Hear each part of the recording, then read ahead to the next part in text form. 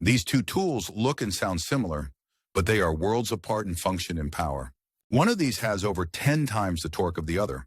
We're talking 160 versus 1,500 foot-pounds. Using the wrong one doesn't just fail the job. It can instantly break bolts and ruin your project. They both use an internal hammer for impacts. So what makes one for precision and the other for pure power? We'll dissect their mechanics, show their ideal jobs, and help you choose the right tool every single time. The first obvious difference is the connection point. The impact driver uses a 1/4-inch hex collet for screw bits, and the impact wrench uses a square anvil, usually 1/2 inch, which is made for sockets, nuts, and bolts. This power difference directly affects their size. Drivers are compact and light, made for tight areas and less fatigue. Wrenches are heavier and bulkier, housing larger motors and tougher hammer mechanisms to produce that massive torque. Yet their core function is the same. An internal hammer strikes an anvil, delivering force without twisting your wrist. So if the mechanism is similar, why isn't a driver just a mini wrench? It comes down to a trade-off, speed versus force. The driver's internals are built for speed. It runs up to 3,600 RPM, delivering many rapid but lower force impacts. This is ideal for driving long screws quickly, where you need speed and control, not overwhelming turning force. The wrench sacrifices that rotational speed for brutal impact power. It has a lower RPM but a much heavier hammer system. Each individual strike delivers immense concentrated torque needed to break loose the most stubborn, rusted bolts.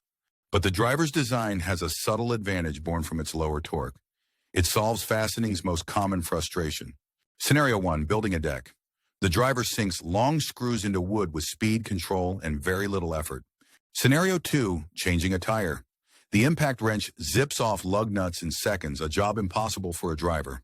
Now let's use the wrong tool. A wrench on that deck screw results in a sheared head or a split board. Total overkill.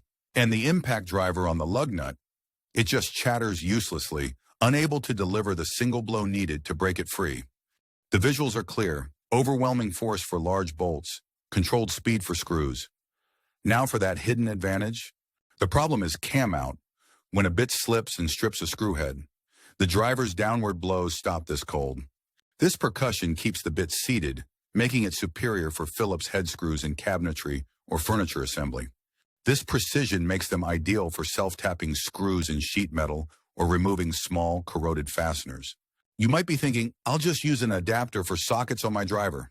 This is a common and damaging mistake. The 1/4-inch hex drive isn't built for that torque and can be damaged. Going the other way is even worse. Putting a hex bit on a powerful wrench is how you instantly shatter bits and destroy fasteners with zero control. So, since they are specialists that don't mix, how should you decide based on comfort and cost? Recall the driver's compact size? That's to reduce fatigue when you're driving hundreds of screws for drywall. And we saw the wrench's massive torque. On a delicate job like cabinetry, the power becomes a liability, guaranteeing damage. The driver's experience is about speed and protecting the fastener. The wrench is about applying overwhelming braking force. For most people, the impact driver is the more versatile tool for household tasks, and it's also more affordable. So don't think of them as competitors. They are two distinct specialists for two very different types of jobs. The impact driver is a fast, precise expert for screws. The impact wrench is a heavy hitter for large nuts and bolts. Understanding this core difference in design, torque, drive, and application is what empowers you to get professional results. Before you start, just ask yourself, do I need speed and control, or do I need overwhelming force? The answer is clear. What's your go-to tool? Tell us in the comments about a job where only one of these tools could get it done.